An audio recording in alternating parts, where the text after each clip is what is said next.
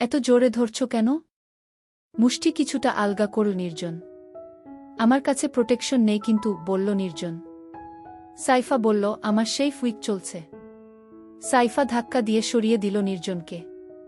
আতকে উঠে বলল, আমাকে প্রোগ্রামে যেতে হবে। মানে? বিস্মিত নির্জনের প্রশ্ন। আমাকে মমিনের প্রোগ্রামে যেতে হবে বললাম না? আমিও বাইরে যাব, বলল নির্জন। তুমি তাইলে তোমার ছেলের স্কুল পর্যন্ত যেতে পারি তোমার সাথে, দরকার নাই, বলল সাইফা। তুমি আমার জীবনের ইনকগনিটো মুড। আমি এটা কারো কাছে রিভিল করতে চাই না। বেরিয়ে গেল সাইফা। নির্জন আরেকটা সিগারেট ধরাল। এই নিয়ে সকাল থেকে 7টা হলো। কোথায় যেন পড়েছিল ধূমপান ক্ষমতা হ্রাস করে। মনে পড়ে গেল শেখথা। নির্জন হাসল। ভাবল সিগারেট ছেড়ে দেবে। ব্যাপারটা শুরু হয়েছিল হুট করেই। নির্জন পোস্ট গ্রাজুয়েশন করবে কিনা ভাবছিল। অনেকেই উপদেশ দিয়েছিল আগে একটা চাকরি ম্যানেজ করতে। তখনই ডিপার্টমেন্টের বড়ভাই তুহিন দেখা করে বলেছিলেন, তোকে একটা কাজ করে দিতে হবে। পারবি না? তুহিন ভাই তখন সদ্য বিশ্ববিদ্যালয় থেকে বেরিয়ে অক্সফার্মের একটা প্রজেক্টে এরিয়া ম্যানেজার হিসেবে জয়েন করেছেন। বিয়ে করেছেন বাবার পছন্দ করা এক মেয়েকে। বলেছিল, আমার ক্লোজ সব বন্ধুবান্ধব, জুনিয়র সিনিয়র সবাইকে জিনাত চেনে। তোকেই তাই কাজটা করতে হবে। নির্জন খানিকটা কৌতূহলী, খানিকটা বিব্রত হয়ে বলেছিল, কাজটা কি সেটা আগে বলবেন তো। আপনি তো আমার সাসপেন্স বাড়িয়ে দিচ্ছেন। তুহিন ভাই সময় নিয়েছিলেন উত্তর দিতে। এটা ওটা অনাবশ্যক টপিকে কথা বলে 2-3টা বেনসনের শলাকা পড়িয়ে বলেছিলেন, তোর ভাবি মানে জিনাত আর কি কয়েকদিন ধরে স্ট্রেঞ্জ বিহেভ করছে। বুঝলি তো? স্ট্রেঞ্জ। আমাকে না বলে বাইরে যাচ্ছে, আমি অফিস থেকে ফেরার আগেই বাসা চলে আসছে যাতে আমি সন্দেহ না করি। আর প্রায় দিনই ও ক্লান্ত, বেশিরভাগ দিন আর কি, তোমাকে হয়তো বোঝাতে পারছি না, টায়ার্ড আর কি, বুঝিস তো, মানে আমার সাথে ফিজিক্যাল হতে চাইছে না। নির্জন স্তব্ধ বিস্মিত হয়ে তাকিয়েছিল তুহিন ভাইয়ের দিকে। উত্তরে কি বলবে ভেবে না পেয়ে ছিল নিরুত্তর। কথাগুলো বলতে বলতে ঘেমে গিয়েছিলেন তুহিন ভাই, জুলফি বেয়ে ফাগুনের সেই ঈষদুষ্ণ আবহাওয়াতেও ঘাম ঝরছিল। পকেট থেকে রুমাল বের করে নাকে ছোঁয়াচ্ছিলেন বারবার। বলেছিলেন, আমার কেন জানি না, ওকে সন্দেহ হচ্ছে। মানে বুঝিস তো, হয়তো অন্য কারো সাথে মিট করছে, বলা তো যায় না। হয়তো এফেয়ারে জড়িয়েছে, তোকে বলা ঠিক হচ্ছে কিনা জানি না, কিন্তু না বলে শান্তিও পাচ্ছি না। I got to be certain, ও আসলেই চিট করছে নাকি আমার মনের ভুল, আমাকে জানতে হবে। আমি কি করব, বলেছিল নির্জন। তার প্রশ্ন শুনিয়েছিল বিস্ময়সূচক, তোকে ওর উপর নজর রাখতে হবে 2-3 দিন। এই ধর বাড়ি থেকে বেরিয়ে ও কোথায় যাচ্ছে, কার সাথে মিট করছে, কি কথা বলেছে, আমাকে জানাবি। যদি পারিস আর কি, পারতেই হবে ভাই। প্লিজ না করিস না। আমি একদম শান্তি পাচ্ছি না। নির্জন বলেছিল আমাকেই করতে হবে কাজটা। আর কেউ নেই যাকে ভাবি চেনে না? তুহিন ভাই বলেছিলেন, চেনে না অনেককেই।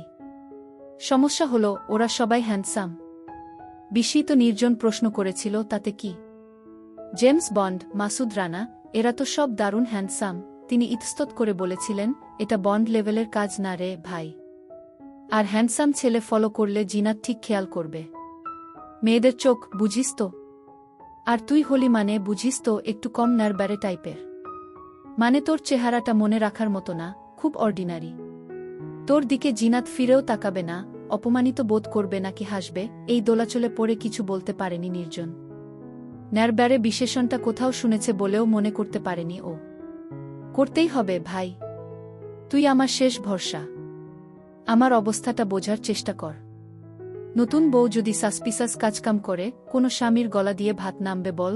তুহিন ভাইয়ের কথাটা রেখেছিল নির্জন। 2-3 দিন নয়, জিনাত ভাবির গতিবিধি পর্যালোচনা করেছিল ও টানা 1 সপ্তাহ বের করে এনেছিল হারির খবর। তুহিন ভাইয়ের সেই প্রস্তাব পাল্টে দিয়েছিল নির্জনের জীবন। প্রাইভেট ইনভেস্টিগেটর, গোয়েন্দা, সত্যান্বেষী, স্পাই শব্দগুলো সে শুধু বইয়েই পড়েছিল, সিনেমায় দেখেছিল তাদের কার্যক্রম। তুহিন ভাইয়ের কথায় জিনাত ভাবিকে ফলো করার পর থেকে ব্যাপারটা নিয়ে ঘাটাঘাটি শুরু করে দেয় সে। ফেলুদা, ব্যোমকেশ, মাসুদ রানা পড়ার সময় সে ভাবত এসব শুধু কল্পনাতেই সম্ভব, বাস্তবে এনফোর্সমেন্ট এজেন্সি ছাড়া আর কেউ ইনভেস্টিগেশন করে না। কিন্তু গুগলে সামান্য ঘাটতেই সে পেয়ে যায় ঢাকারই কিছু প্রাইভেট ইনভেস্টিগেশন এজেন্সির ওয়েবসাইট আর অফিসের ঠিকানা। পেশা হিসেবে প্রাইভেট ইনভেস্টিগন যে মন্দ নয়, বুঝে যায় তাদের সার্ভিস চার্জ দেখে। এখন নির্জন নিজেই খেচর নামের একটা এজেন্সির মালিক। খেচরের ওয়েবসাইট আর সোশ্যাল মিডিয়া অ্যাকাউন্টে যদিও অফিসের ঠিকানা দেয়া আছে কাউরান বাজার, ঢাকা। আদতে তাদের কোনো অফিস নেই সরকারি লাইসেন্স না থাকায়।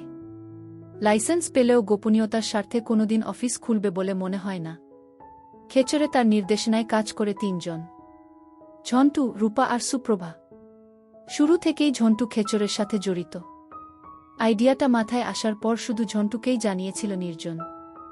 নির্জনের কাছ থেকে প্রস্তাব পেয়ে ঝন্টু আর বিলম্ব করেনি, সেদিনই অল্প টাকায় একটা ডোমেইন কিনে তৈরি করে ফেলেছিল ওয়েবসাইট খুলেই ঝন্টু বলেছিল, সাইট তো খুললাম, কেউ কি সাইটে ঢুকবে? আমাদের কাজ দেবে। নির্জনের তখন অঢেল উৎসাহ, আপাদমস্তক মোটিভেশন। নিজেকেই ভরসা দিতে বোধহয় বলেছিল, কলিকাতা হারবালের বিজ্ঞাপন দেখেছিস না? অব্যর্থ ওষুধ, এক ফাইলই যথেষ্ট ফিরিয়ে আনবে দাম্পত্য জীবনে সুখ। কোনোদিন ওদের বিজ্ঞাপন দেখে যোগাযোগ করেছিস? না, করার কথাও না। কিন্তু তুই ভাবিস না, কেউ করে না। যাদের দরকার তারা ঠিকই যোগাযোগ করে। কাজ হোক না হোক, টাকা দিয়ে ওষুধ কেনে। আমরাও ধর কলিকাতা হারবাল। সবার প্রাইভেট ইনভেস্টিগেটরের দরকার নাই। যাদের দরকার তারা ঠিকই খুঁজে নেবে।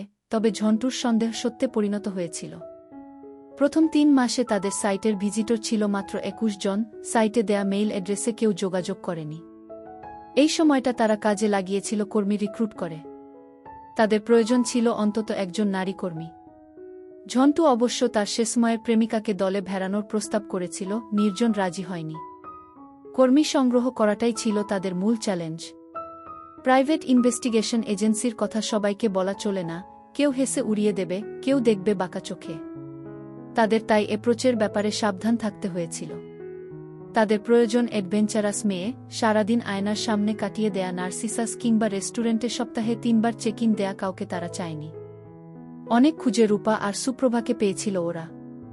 রাজিও হয়ে গিয়েছিল তারা এমন আনইউজুয়াল জব অফারে। এই ৩ বছরে খেচর ৫০টিরও বেশি কেস হাতে নিয়েছে। আগাথা ক্রিস্টির পার ভক্ত নির্জন ভেবেছিল তাদের কাছে মাথা খাটানোর মতো চাঞ্চল্যকর, অন্তত বিচিত্র সব কেস আসবে। কিন্তু এ পর্যন্ত তেমন কোনো কেস আসেনি হাতে। বেশিরভাগ কাজই বিয়ে সংক্রান্ত। সন্দেহবাতিক কিংবা বিচ্ছেদকামী স্পাউস অথবা প্রেমিক, পাত্রপাত্রীর সন্ধানে থাকা বাবা, জমির খোঁজে থাকা বিএল স্টেট ব্যবসায়ী, কন্ট্রাক্টর আর বিল্ডার, এরাই মূলত খেচরের নিয়মিত ক্লায়েন্ট। চুরুট কিংবা চারমিনার জ্বালিয়ে ঘণ্টার পর ঘণ্টা পায়চারি করে, রাতবিরাতে ক্লু খুঁজে, হুডানিট পদ্ধতিতে সাসপেক্টকে চিহ্নিত করে আত্মতুষ্টিতে ভোগার মতো কেস একটাও হাতে আসেনি। সর্বশেষ যে কাজটি তাদের হাতে এসেছে, যার জন্য তাকে যেতে হতে পারে ঢাকার বাইরে, সেটাও স্পাউজাল। সন্দেহগ্রস্ত এক স্বামী তার স্ত্রী পরকিয়া করছে কিনা জানতে চান। সাইফা চলে যাওয়ার পরই নির্জন বাইক চালিয়ে চলে গিয়েছিল সুপ্রভার অফিস। সুপ্রভা একটা কলেজ থেকে ডিগ্রি নিয়ে ফার্মগেটে ঢাকা বিশ্ববিদ্যালয়ের আইবিএ হোস্টেলের পাশে একটা রুম ভাড়া নিয়ে অফিস বানিয়েছে। নাম দিয়েছে আইন সহায়তা কেন্দ্র।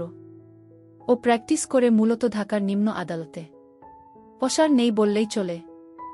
যেসব ক্লায়েন্ট দেখা না করে শুধুমাত্র মুখের কথায় বিশ্বাস করে সার্ভিস চার্জ দিতে চান না, তাদের এই অফিসের ঠিকানা দেয়া হয়। সুপ্রভা তাদের সাথে সাক্ষাতে কথা বলে বুঝিয়ে দেয় সবকিছু। খেচরের পেমেন্ট সে নেয় আইনি সহায়তার আবডালে। কাস্টমারকে দেয়া রিসিপ্টেও লেখা থাকে তাই। আজও সুপ্রভা অফিসে একা, রিভলভিং চেয়ারে বসে সমকাল পড়ছে হেলান দিয়ে। অফিসের পাশেই একটা টিভি ফ্রিজের শোরুম, এসির সোসো শব্দ আসছে টানা। সনির্জনকে দেখেই সুপ্রভা পেপার নামিয়ে বলল, আপনার সেই 10টায় আসার কথা। এত দেরি করলেন যে? আপনার জন্যেই এতক্ষণ বসে আছি একা। নির্জন টেবিলের সামনে রাখা চেয়ারে বসল আরাম করে। বলল, একটা কাজে আটকে গেছিলাম। সুপ্রভা হাসল। বলল, কালকের ক্লায়েন্ট জুলফিকার আমান এসেছিল। অদ্ভুত লোক। আপনার খেচরের সাথে যুক্ত হয়ে কত কিছু যে দেখতে হচ্ছে। আমার খেচর? বলল নির্জন। খেচর তোমাদের নয়? আমার একার কথা বলছো কেন? ওই হলো। আপনিই তো ফাউন্ডার, তাই না? এই এজেন্সি বিশাল কিছু হয়ে গেলে আপনার নামটাই থাকবে, আমরা সব হারিয়ে যাব। নির্জন লক্ষ্য করল সুপ্রভার চোখের চারিদিকে কালো দাগ। খুব রাত জাগা হচ্ছে। নির্জন নিজেও নিশাচর, কিছু কোনো অদ্ভুত কারণে চোখে ওর ডার্ক সার্কেল পড়ে না। কি কাজে ব্যস্ত থাকছে সুপ্রভা? নির্জন পকেট থেকে গোল্ডলিফের 10 শলাকার মিনি প্যাকেট বের করে একটা শলাকা সুপ্রভার দিকে এগিয়ে দিয়ে বলল, তোমার চলবে? তুমি তো আবার বেনসন খাও। সুপ্রভা সিগারেটটা নিয়ে বলল, কেউ অফার করলেও বিড়িও খাই, সমস্যা নেই। নির্জন জ্বালিয়ে দিল সুপ্রভার সিগারেট।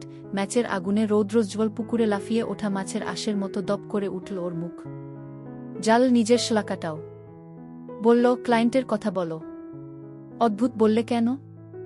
ধোয়া ছাড়ল সুপ্রভা। বলল, লোকটা জুলফিকার আমান, বেশ ইয়াং। আমাদের চেয়ে খুব বেশি হলে 15 বছরে বড় হবেন। সিরামিকের প্রোডাক্টের বিজনেস করেন, পান্থপথে দোকান আছে বলল। ব্যাপারটা ওর বউকে নিয়ে। নির্জন মনোযোগ দিয়ে সুপ্রভার কথা শুনছিল, বলল না কিছু। ওর বউ একটা প্রাইভেট ইউনিট টিচার। কি নাম যে বলল ইউনিভার্সিটিটার? ধুর ছাই, এত ব্যাঙের ছাতার মতো প্রাইভেট ইউনি উঠেছে গলিতে গলিতে, নামই মনে থাকে না। নির্জন বলল, নাম পরে জেনে নেয়া যাবে। তুমি ঘটনা বলো। ওর স্ত্রীর নামটা মনে আছে, তাহমিনা হায়াত।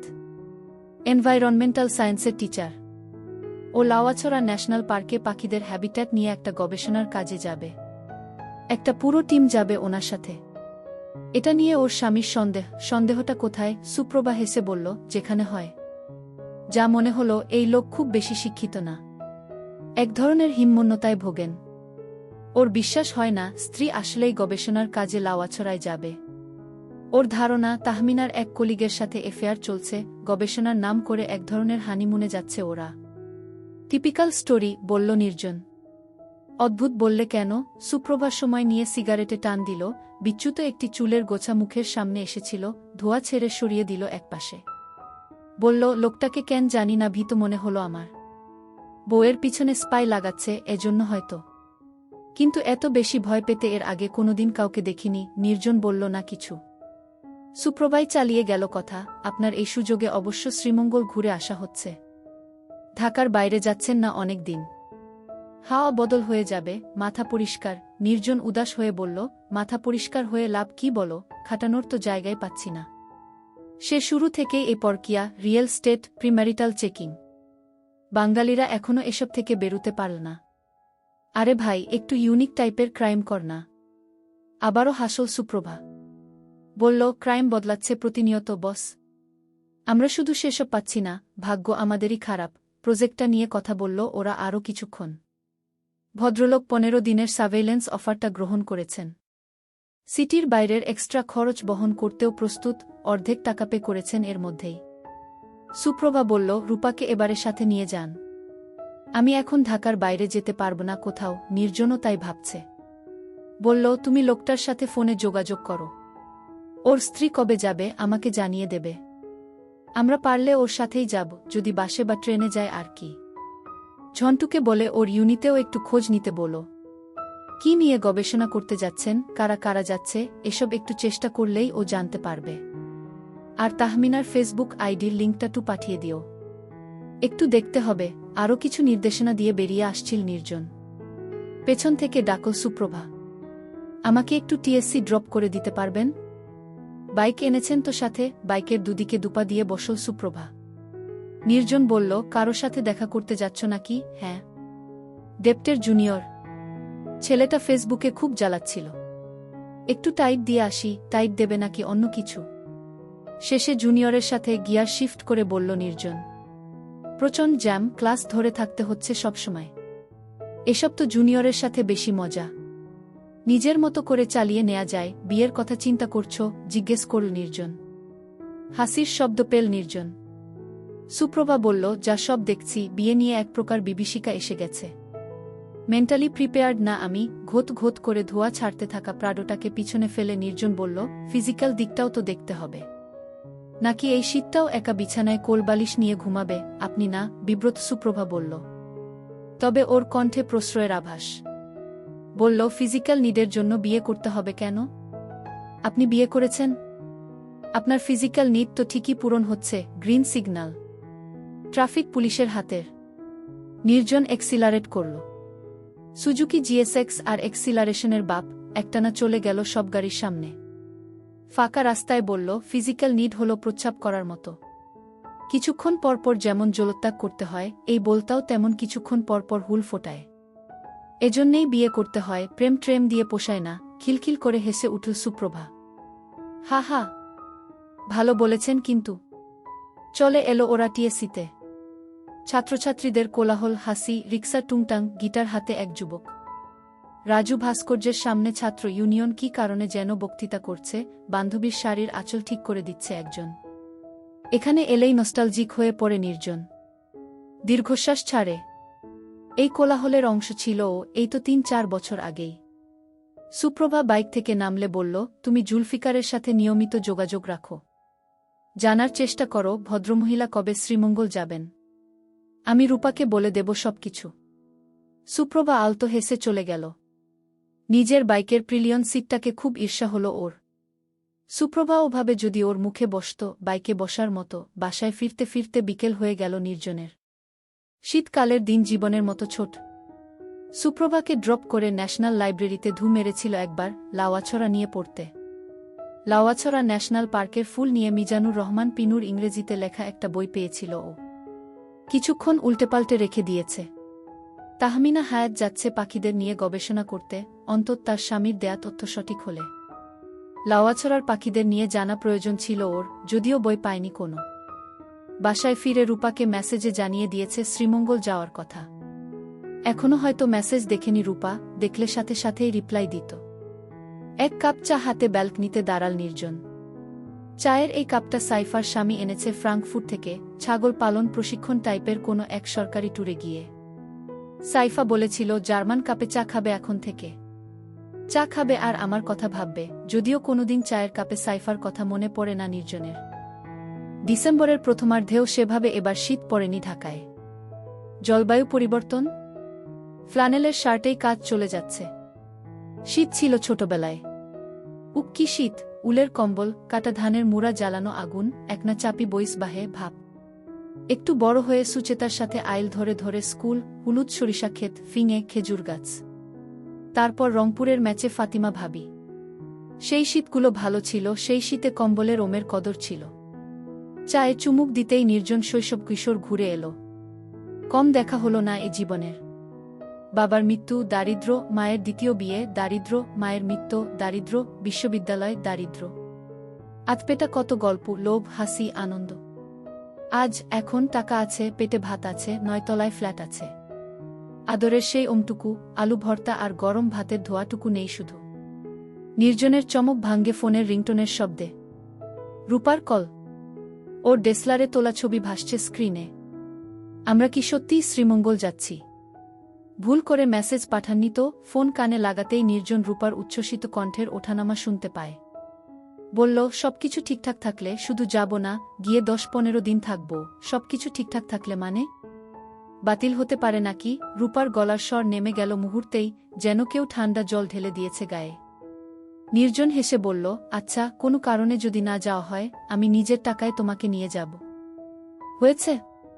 শুধু শ্রীমঙ্গল না, সিলেট, সুনামগঞ্জ, পূর্বের যত জেলা, সব ঘুরিয়ে আনব, কথা দিলাম। হয়েছে? আপনার কথার যা দাম, ওপাশ থেকে বলল রূপা। গতবার সুন্দরবন নিয়ে যেতে চেয়েছিলেন, এখনো যাচ্ছি। আপনার ভরসায় থাকলে পরজন্মে শ্রীমঙ্গল যেতে হবে। নির্জন তার কলিগদের সাথে যথেষ্ট ফ্রি, যদিও সবাই তাকে সম্মান করে, ঝন্টু ছাড়া, অবশ্যই। আজকালের মধ্যেই যেতে হবে। তুমি ব্যাগট্যাগ গুছিয়ে রাখো। গেলে লম্বা সময় থাকতে হবে। আর গরম কাপড় নেবে ঠিকমতো। ঢাকার বাইরে কিন্তু প্রচণ্ড শীত। নির্জন খুলে বলল রূপাকে তাহমিনা হায়াতের ব্যাপারটা। শুনে রূপা বলল, এমন কেস প্রতি মাসে আসে না কেন? টাকা কামানোর সাথে সাথে ঘোরাঘুরিও হয়ে যায়। ফোন রাখল নির্জন। রূপা সুপ্রভার মতো চাপা নয়। অনেক উচ্ছল, এক্সপ্রেসিভ, সুস্মিতা। পৌষের শৈশব রোদ্দুরের মতো গায়ের রং, হাসিতে প্রকাশিত গজদন্ত। যেখানেই যায় মাতিয়ে রাখে ও চারপাশ। আবারও ব্যালকনিতে গিয়ে বসল নির্জন। সন্ধ্যা নামছে পৃথিবীর বুকে ফিঙের চঞ্চল ডানায়। টার্গেটের পিছনে ঘুরতে না হলে কিংবা অন্য কাজে ব্যস্ত না থাকলে সন্ধ্যায় সিগারেট জ্বালিয়ে এভাবে বসে থাকে নির্জন, অন্ধকার ঘনিয়ে আসা পর্যন্ত। শুক্লপক্ষ হলে অপেক্ষা করে চাঁদের, কৃষ্ণপক্ষে তাকিয়ে থাকা তারাদের দিকে। সামনের বিল্ডিংগুলোতে একে একে জ্বলে ওঠে বৈদ্যুতিক আলো। জানালায় ফোন কানে তরুণীকে দেখা যায়, বাচ্চা কোলে মা হাঁটে ছাদে, রেলিংয়ে ঝুঁকে নিচের পৃথিবী কৌতূহলী চোখে অবলোকন করে কিশোরী। ছাদের, জানালার প্রায় সবাই ওর চেনা হয়ে গিয়েছে। কিছু কিছু মানুষের জীবন বেশ রোবটিক, নির্জন খেয়াল করেছে। পূর্বদক্ষিণ কোণের একটা ফ্ল্যাটের মধ্যবয়সী কাপলকে গত 1 বছর ধরে লক্ষ্য করে আসছে সে। স্বামীটি বোধহয় কোনো সরকারি অফিসের কেরানি, প্রতিদিন অফিস থেকে ফিরে বউকে কাজ করে দেয় বিকেল কিংবা সন্ধ্যা 5টায়। প্রতিদিন একই পদ্ধতিতে। এমনটাই দেখে আসছে নির্জন গত 1 বছর, কোনো হেলদোল হেরফের নেই। রমণ শেষে তৃপ্ত জাবরকাটা গরুর মতো হেলতে দুলতে লোকটা গোসলে যায় লুঙ্গি হাতে, মহিলাটাও বাথরুমে যায় সাথে, 2-1 মিনিট পর। সবার বিবাহিত জীবনই কি এত রোবটিক? নিজেকেই প্রশ্ন করে নির্জন। প্রতিদিন একই রুটিন, একই ডায়েট, একই নারী, একই রমণ কৌশল। এই সার্কেল ভাঙতেই কি মানুষ পরকীয়ায় জড়ায়? জীবনে সামান্য রং আনতে? এসব প্রশ্নের উত্তর জানে না ও। কোথায় যেন পড়েছিল কিংবা শুনেছিল কাউকে বলতে, বিয়ে হলো দিল্লির লাড্ডু, খেলেও পস্তাবে, না খেলেও।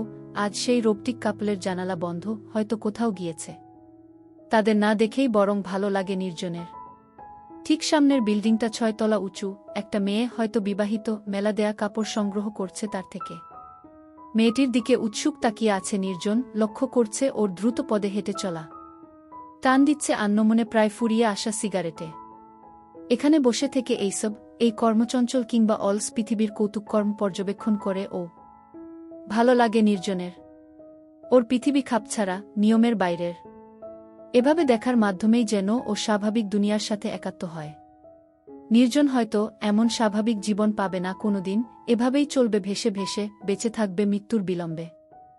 এবারে ওর চমক ভাঙে কলিং বেলের শব্দ। ছোটবেলার শিমুল ডালে বসেছিল যে বাজপাখি, তার কর্কশ গলায় যেভাবে চমকে উঠেছিল একদিন, সেভাবেই চমকে ওঠে ও। সিগারেটটা এস্ট্রেতে গুজে দিয়ে উঠে দাঁড়াল নির্জন। সরি ভাইজান। নিচেতলার জামির মুন্সির বাড়িতে আইজ দাওয়াত ছিল। সব রান্ধন বারণ আমারে করা লাগছে। আর এমন দেরি হইব না ভাইজান, ভেতরে ঢুকেই কথাগুলো বলল মেয়েটা। বিব্রত হল নির্জন।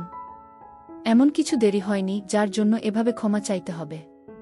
মেয়েটা কিচেনে চলে যায়, নির্জন দাঁড়িয়ে থাকে সেখানেই। ভাইজান, আইজ খাইবেন কি? কিছুই তো বাজার করা নাই। রান্না হইব না? তেল মশলাও দেখতাছি বারন্ত। নির্জন আবারও বিব্রত হয়।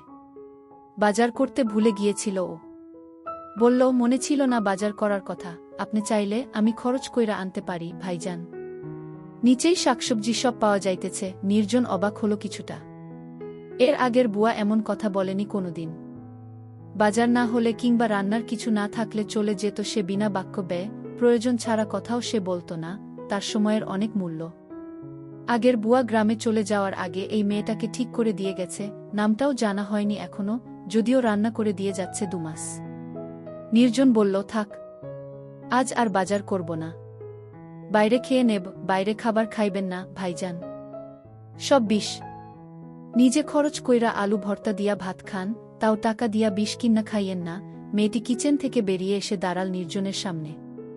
ওর বাচালতায় বিরক্ত হতে পারত নির্জন, কিন্তু হল না। বরং কৌতুক বোধ করল।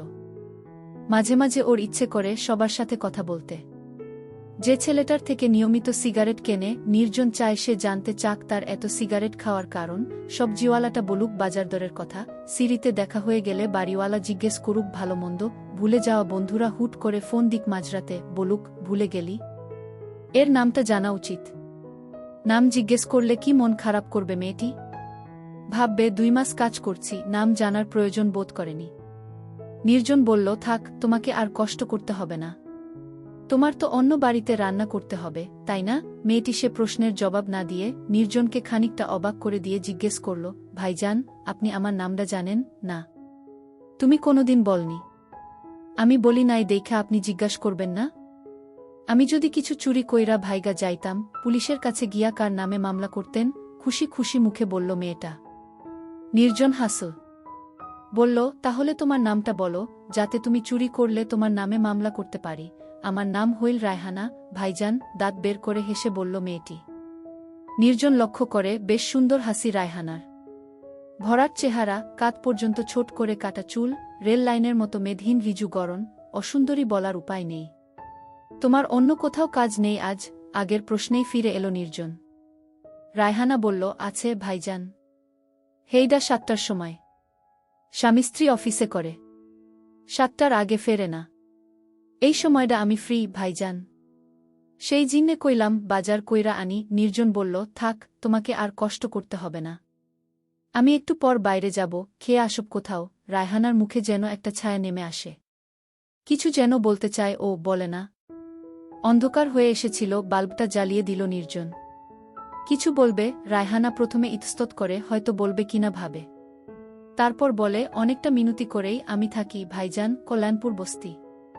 এখন আপনার এখানে থাইকা চইলা গেলে ওই বাসার সামনে যাইয়া দাঁড়ায় থাক লাগব, বস্তিতে চইলা গেলে আর ফিরন যাইব না। যাইতে আসতেই 7টা। একটা দিন কামাই করলেও ভাইজান ওরা মাইনা কাটে। কথাগুলো বলে একটু থামল রায়হানা। তারপর মুখটা তুলে নরম গলায় বলল, আমি একটু আপনার এখানে থাকি ভাইজান। 7টা পর্যন্ত নির্জন ওর মুখের দিকে তাকাল। বলল, থাকো, সমস্যা নেই। ইচ্ছা করলেও ঘুমাতেও পারো বিছানায় শুয়ে।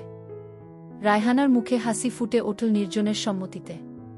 ওর হাসি দেখে নির্জনের মনে হল মেয়েটি সত্যিই খুশি হয়েছে। রায়হানা বলল, ঘুমাব না ভাইজান? আপনার টিভি নাই? বহুদিন টিভি দেখি না।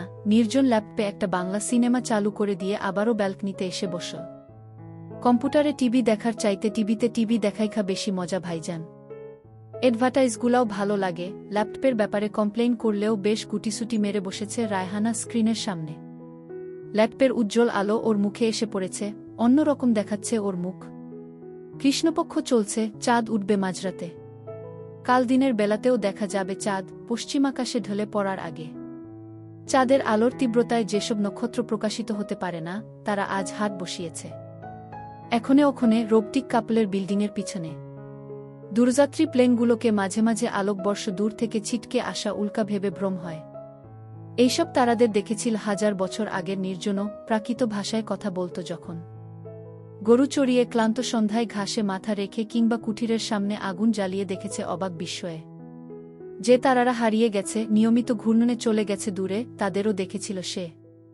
আজকের এই নক্ষত্রের রাতের সেসব আদিম রাতের কোনো অমিল নেই। ভাইজান, আপনি বিয়া করে নাই কেন? কখন সিনেমা দেখা ছেড়ে রায়হানা পিছনে এসে দাঁড়িয়েছে বুঝতে পারেনি নির্জন।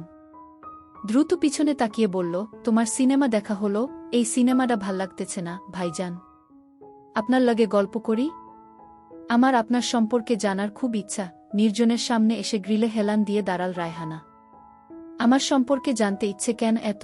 চেয়ারে হেলান দিয়ে রায়হানার শ্যাম মুখে চোখ রেখে বলল নির্জন। আপনার বয়সের সব ডি বিহাসাদি করছে। আপনি করেন নাই কেন? আমি যে কয়ডি বাড়িতে রান্না করি সব ডি ফ্যামিলি। খালি আপনিই ব্যাচেলার, বিয়ের ইচ্ছে হয়নি কোনোদিন। এইডা কোনো কথা ভাইজান? বিয়ার ইচ্ছা করে না? আমাগো গ্রামের ছেলেগুলা 20 বছরের আগেই বিয়া কইরা ফেলে। 15-16 বছর হইলে বিয়ার জিন্নে বাড়িতে ঘ্যাংঘ্যানায়। 20 বছরেও যদি বাপ বিয়া দিবার না চায়, বাপের সাঘে ঝগড়া কইরা, কাজিয়া কইরা বিয়া করে। আর আপনি বিয়া করবার চান না? কথাটা বলেই রায়হানা হাসতে শুরু করে। দমকে দমকে মুখে হাত দিয়ে সামান্য সামনে ঝুঁকে হাসতে থাকে রায়হানা। ওর হাসির শব্দ ছড়িয়ে পড়ে সারা ঘরে। নির্জনের মনে হয় রায়হানার কলহাস্য হাওয়ার সাথে মিশে যাচ্ছে, ছড়িয়ে পড়ছে কুয়াশার মতো সামনের 6তলা বাড়িটার ছাদে, নিঃশ্বাসের দাগ ফেলছে বোর্টিক কাপলের কাচের জানলায়, ওই দূরের পায়রাখোপকে সচকিত করে উড়ে যাচ্ছে তারাদের দিকে। তুমি বিয়ে করনি? জিজ্ঞেস করল নির্জন, রায়হানার হাসি মুখের দিকে মুগ্ধ তাকিয়ে। করছি ভাইজান। হাসি কোনমতে থামিয়ে বলল রায়হানা। স্বামী কি করে তোমার? এবারে পুরোপুরি হাসি থেমে গেল রায়হানার। জবাব না দিয়ে সে তাকাল অন্যদিকে। নির্জন দেখল এক ধরনের লজ্জা কিংবা ঘৃণা অথবা রাগ অথবা জিঘাংসা জমে উঠছে রায়হানার মুখে। দাঁত দিয়ে ঠোঁট কামড়ে ধরল ও। এত দ্রুত স্বামীর কথা উল্লেখ মাত্রই মুখের ভাবের এমন আমূল পরিবর্তন দেখে বিস্মিত হল নির্জন।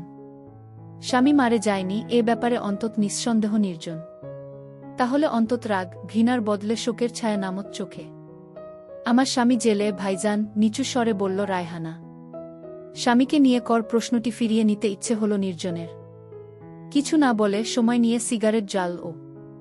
শুনল পায়রার খোপ থেকে খপক শব্দ আসছে ভেসে। কয় বছর হলো জেলে আছে তোমার স্বামী? প্রশ্ন করল নির্জন ধোয়ার গোল রিং ছেড়ে। 1.5 বছর হইল ভাইজান।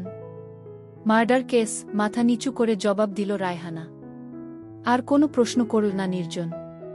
প্রশ্ন করে রায়হানার বাইবীয় মনকে তরল করতে চায় না সে। এতক্ষণে লক্ষ্য করে নির্জন, রায়হানা কোনো গরম কাপড় পরেনি, ওড়না দিয়ে হাত দুটি ঢেকে রেখেছে। জিজ্ঞেস করল, তুমি শীতের কাপড় পরনি কেন? রায়হানা, এই বয়সে বেশি ঠান্ডা লাগে না ভাইজান। এমনিতে শরীর গরম হইয়া থাকে। ওর জবাব শুনে চমকে ওঠে নির্জন। দেখল রায়হানা একদৃষ্টে তাকিয়ে আছে তার মুখের দিকে। অপলক চোখ। নির্জনের মাথায় ঝিনি ডাকতে থাকে যেন। ভাবে রায়হানার এই কিছুক্ষণ থাকতে চাওয়ার কারণ শুধুই বস্তিতে ফেরার সমস্যা, নাকি স্বামীহারা এক মেয়ের নিজেকে সঁপে দেয়ার মরিয়া প্রচেষ্টা। এর আগেও বেশ কয়েকদিন রান্না করতে বারণ করেছে রায়হানাকে, পরশুই করেছিল। কি করেছিল সে সেদিন? একা থাকতে ভালো লাগে রায়হানা? স্বামীকে ছাড়া? বাজিয়ে দেখতে গা গলায় জিজ্ঞেস করে নির্জন। ভালো লাগে না ভাইজান। আপনি যে কেমনে একা থাকেন এইটাই বুঝি না। রায়হানার মুখের দিকে তাকাল নির্জন। ফ্ল্যাট নিরাবেগ মুখ, নষ্ট ট্রাফিক সিগন্যালের মতো নির্দেশনাহীন। শুধু ঝলছে চোখ দুটো, অনির্বাণ। অন্ধকারে বেড়ালের চোখের মতো। তোমার বাচ্চা কাচ্চা নাই? নির্জনের প্রশ্ন। আছে ভাইজান, এক পোলা, 3 বছর বয়স। হের মুখ চাইয়াই তো আরেকটা বিয়া করবার পারি না। না হইলে কবেই বিয়া করতাম। খুনির সাথে সংসার করা যায়? লজ্জা লাগে না? নির্জনের সান্ত্বনা দিতে ইচ্ছে করে ওকে, কিন্তু তেমন কিছুই খুঁজে পায় না ও। উল্টো প্রশ্ন করে, কত বছরের জেল? 7 বছর। 7 বছর? সাবধানে পা ফেলে নির্জন। 7 বছর এই যৌবন আটকে রাখবে? আটকাইতে তো মন চায় না ভাইজান। ভাল্লাগে না কিছু? বলার কিছু রাখল না আর রায়হানা। শুধু আমাকে কাজ করে দেন ভাইজান বলা থেকে বিরত থেকেছে। এটুকু বুঝে নেয়া কি নির্জনের দায়িত্ব নয়? সিগারেটে শেষ টান দেয় নির্জন। ধোয়া ছেড়ে তাকায় রায়হানার মুখের দিকে। রায়হানার মুখ বিশেষ মুহূর্তের সাইফার মুখের সাথে মিলে যায়, মনে করিয়ে দেয় রংপুরের ফাতিমা ভাবির মুখ। কোমরে হাত রাখল নির্জন। রায়হানা বোধহয় এটুকুর অপেক্ষাতেই ছিল, ঢলে পড়ল ও নির্জনের চেয়ারে। পায়জামাতে গিট্টু দেয়া আছে ভাইজান। পারবেন না? আমি খুলতেছি। চোখ মেলে নির্জন যেন গ্রহণ করতে থাকে মহাজাগতিক সৌন্দর্য।